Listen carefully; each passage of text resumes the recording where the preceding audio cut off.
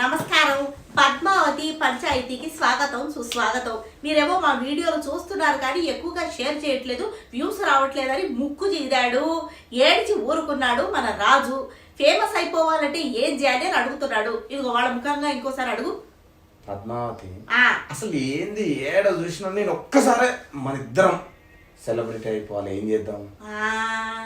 ఏం చేద్దాము? ఇప్పుడు బాగా బర్నింగ్ ఉన్న ఒక ఇష్యూ మీద ఇష్టం వచ్చినట్టు మాట్లాడేసి యూట్యూబ్ లో వీడియో రిలీజ్ చేద్దామా? ఏం మాట్లాడతావు?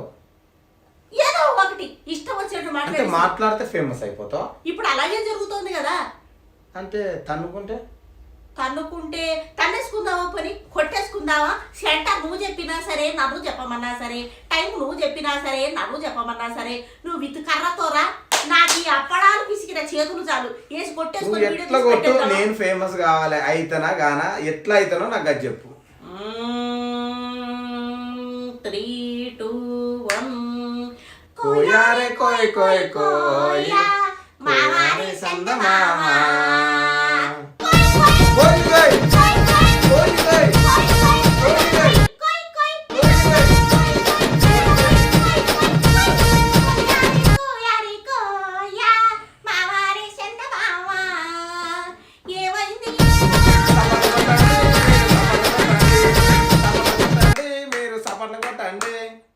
కోయారే కోయ్ కోయ్ కోయా.